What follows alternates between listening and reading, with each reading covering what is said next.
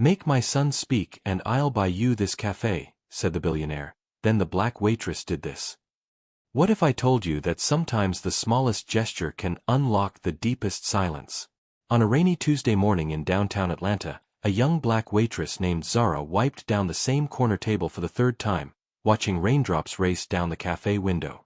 She'd been working at Maple Street Cafe for 2 years, saving every tip to help her grandmother with medical bills.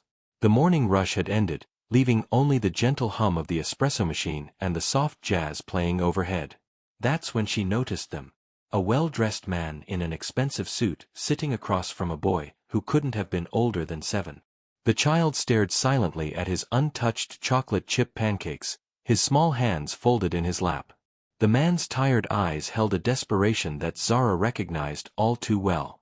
She'd seen that same look in her own mirror during the hardest times of her life. Something about this father and son touched her heart in a way she couldn't explain. "Where are you watching from today?" Zara approached their table with the gentle confidence that came from years of reading people's needs. The man looked up as she refilled his coffee, and she noticed the expensive watch on his wrist, the perfectly tailored suit that probably cost more than her monthly rent.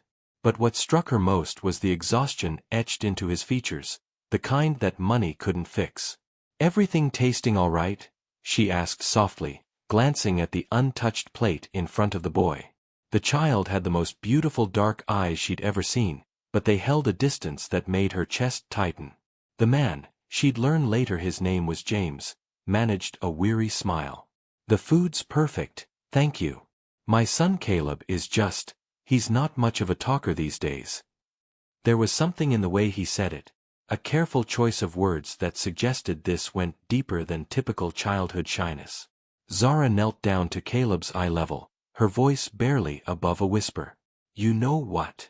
I wasn't much of a talker when I was your age either. Sometimes words feel too heavy, don't they?" The boy's eyes flickered toward her for just a moment, the briefest connection, before returning to his plate. Over the next hour, Zara found herself checking on their table more frequently than necessary. She learned that James was new to the city, having moved here 3 months ago for business. She watched as he tried everything, asking about school, about cartoons, about anything that might spark a response from Caleb. But the boy remained locked in his silent world, occasionally picking at his food but never speaking. During her break, Zara sat at the counter and observed them from across the room. James pulled out his phone several times, making quiet calls that seemed to frustrate him. She caught fragments, "The specialist said," and "It's been 6 months since." Each conversation seemed to deepen the lines around his eyes. When she brought their check, James looked up at her with something that might have been hope. "You're very kind with children. Do you have any of your own?" "No, sir, but I help raise my little cousin. He went through a tough patch too, after his parents' divorce. Sometimes kids just need to feel safe before they can find their words again." James studied her face carefully. "What did you do? To help him, I mean." Zara hesitated, not wanting to overstep. I let him know I was there. No pressure, no expectations. Just present." She could see something shifting in James's expression, a spark of something she couldn't quite name. As they prepared to leave, James left a generous tip and paused at the door. "We'll be back tomorrow," he said, and there was a certainty in his voice that hadn't been there before. "Same time, if that's all right." Zara watched through the window as they walked to a sleek black car parked outside.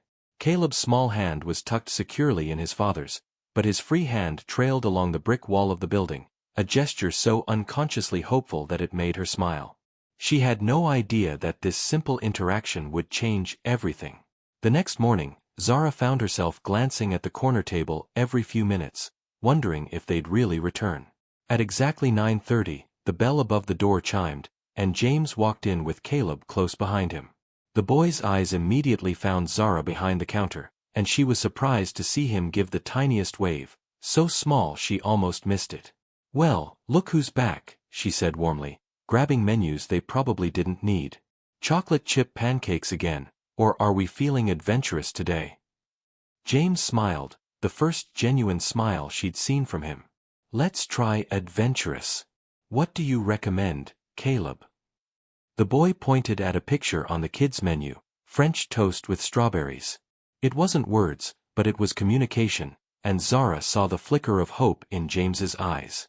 Over the following weeks, they became regulars. Zara learned that James was the CEO of a tech company, recently relocated from San Francisco after his divorce. Caleb had stopped speaking after the custody battle turned ugly, after months of being shuffled between lawyers' offices and counselors who treated him more like evidence than a child. "His mother and we thought we were protecting him," James confided one afternoon when Caleb had gone to look at the fish tank near the window. "But all that fighting, all those questions about where he wanted to live, I think we broke something in him instead." Zara felt her heart clench. She'd seen this before, children who retreat into themselves when the adult world becomes too loud, too scary, too unpredictable. "He's not broken," she said firmly. "He's just protecting himself the only way he knows how."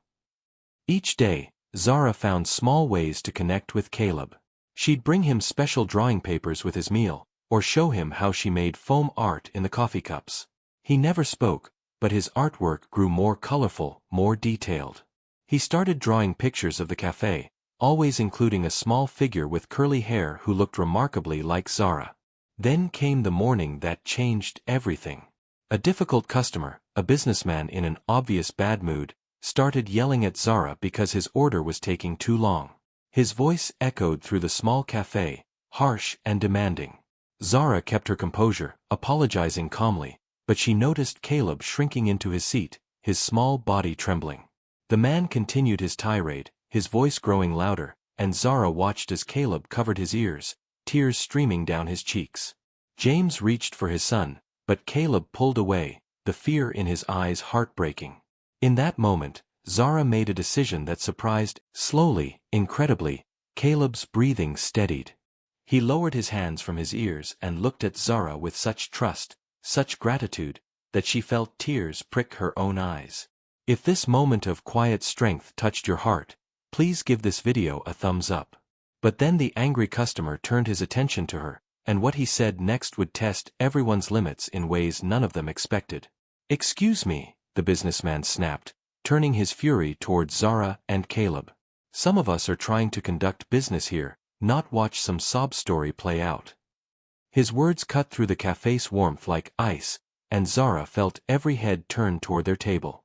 James stood up slowly, his protective instincts flaring, but Zara gently shook her head.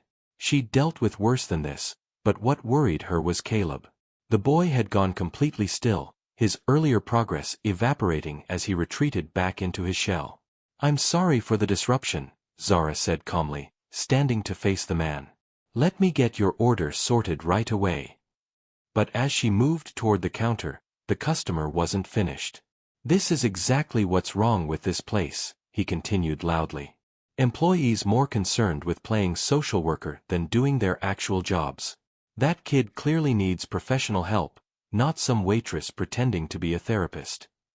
The words hit James like physical blows. Every fear he'd harbored about failing his son, every sleepless night wondering if he was doing enough, came rushing to the surface. But it was Caleb's reaction that broke everyone's heart. The boy had pulled his hood up and was silently crying, his small frame shaking with each sob. Zara felt something fierce and protective rise in her chest. She thought about her own childhood, about the teachers and strangers who had shown her kindness when her world felt unstable. She thought about her grandmother's words, "Baby, sometimes you've got to be the adult in the room, even when the grown-ups forget how." "Sir," Zara said, her voice steady but firm, "I understand you're frustrated, but this little boy is going through something difficult. We're all just trying to show a little compassion here." "Compassion doesn't pay bills," the man shot back. "Maybe if you focused on customer service instead of." "That's enough." The voice was quiet, but carried absolute authority. James had stepped forward, his CEO persona fully engaged. "You will lower your voice, you will get your coffee to go, and you will leave my son out of your complaints. Are we clear?" The businessman looked ready to argue until he truly looked at James. noticed the expensive suit, the confident bearing, the unmistakable air of someone accustomed to being obeyed. He grabbed his coffee and left without another word. In the silence that followed, Caleb slowly lowered his hood. His eyes found Zara's, then his father's, and for the first time in months, he seemed to really see them, not as sources of questions or demands, but as people who had protected him when he couldn't protect himself. James sat back down, running his hands through his hair. "I'm sorry you had to deal with that. I keep hoping things will get easier, but some days." He trailed off, the weight of single parenthood and his son's silence heavy on his shoulders. Zara reached across the table and gently touched his hand. "You're doing everything right. Love like yours doesn't go unnoticed, even when it feels like nothing's working.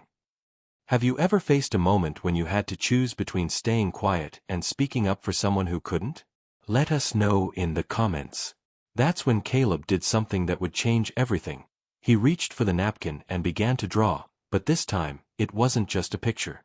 Caleb's small hand moved deliberately across the napkin, and both Zara and James watched in breathless silence. Instead of his usual colorful drawings of the café or the fish tank, he was writing letters, shaky, uncertain letters that spelled out a single word: safe. James felt his throat close with emotion. "Caleb," he whispered, afraid that speaking too loudly might break whatever spell was happening. Did you write that?" The boy nodded, then looked directly at Zara with those deep, thoughtful eyes. His lips parted, and in a voice rusty from months of disuse, he said, "You made the loud man go away." The words hung in the air like a miracle.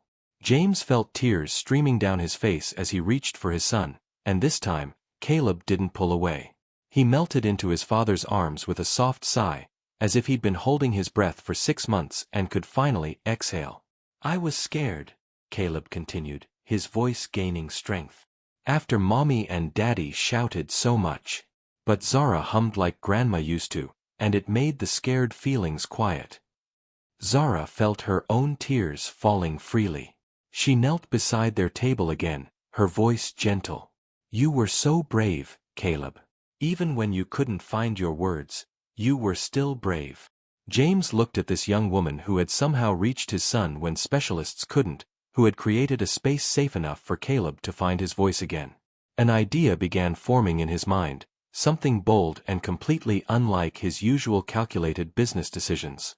"Zara," he said, wiping his eyes, "I want to ask you something, and I need you to know I'm completely serious." He paused, gathering himself. "How would you feel about helping me make this feeling, this safety, permanent for Caleb?" Before she could ask what he meant, James continued, "I've been watching how you care for people here, how you create this atmosphere of warmth and acceptance. My son spoke today because of you, because of what you've built in this place." He took a deep breath. "I want to buy this cafe. I want to hire you to run it, to expand it, to create more spaces like this where kids like Caleb can feel safe. Where families can heal." His voice grew stronger with conviction. "I know it sounds crazy, but watching my son find his voice again, it's worth any amount of money." Zara stared at him, overwhelmed. "James, I don't know what to say. This is my workplace, but it's not mine to sell." "Actually," came a voice from behind them, "it might be." They turned to see Mrs. Henderson, the elderly cafe owner, approaching with a warm smile. "I've been wanting to retire for months, but I didn't want to sell to someone who wouldn't understand what this place means to the community." She looked at James, then at Zara, then at Caleb, who was still nestled against. James sat at what they'd all come to call their table, watching Caleb enthusiastically explain the difference between a cappuccino and a latte to a fascinated customer, a retired teacher who visited daily just to hear the boys' animated stories. The transformation in both father and son had been remarkable. James had scaled back his work hours, choosing to prioritize the moments that mattered most, while Caleb had not only found his voice but discovered he had quite a lot to say. "Remember when I could barely get you to point at the menu?" Zara teased, setting down Caleb's usual hot chocolate, complete with a foam heart that had become their special tradition. "That was when I was little," Caleb said with 8-year-old wisdom, making both adults laugh. Now I'm big enough to help people feel safe too. It was true. Caleb had become the cafe's unofficial greeter, somehow able to sense when other children were struggling and offering them crayons or simply sitting quietly beside them. His gentle presence had helped 3 other selective mute children begin speaking again, each breakthrough celebrated by the entire cafe family. Mrs. Henderson stopped by every Tuesday for her usual Earl Grey and honey cake, delighted to see her life's work flourishing beyond anything she'd imagined. "You know," she told Zara one afternoon, "I always believed this place had healing power. I just never knew it would take the right people to unlock it." The healing had extended beyond the cafe walls. James and his ex-wife had found their way to a peaceful co-parenting relationship, communicating through family counseling and always putting Caleb's well-being first. The boy spent weekdays with his father and weekends with his mother, but Maple Street Cafe remained his constant, the place where he'd learned that it was safe to use his voice. Zara had also experienced her own transformation. The cafe's success had allowed her to pay for her grandmother's medical treatments and pursue night classes in child psychology. She'd discovered a passion for helping families heal, and plans were already in motion to expand into family counseling services in the space above the cafe. As the afternoon sun streamed through the windows, James approached the counter where Zara was preparing for the evening rush. "You know what amazes me most," he said, watching Caleb help a shy little girl choose a muffin. "You didn't just help my son find his voice. You helped all of us remember what it sounds like when a family heals." Zara smiled, her heart full as she looked around the thriving cafe, at the children laughing, the families connecting, the community that had grown from one moment of choosing kindness over indifference. If you enjoyed this story of healing, hope, and the power of small acts of kindness, please remember to like this video, share your own stories of unexpected connections in the comments below, and subscribe for more heartwarming tales. Thank you for taking this journey with us, and remember, sometimes the most profound changes begin with the simplest acts of love.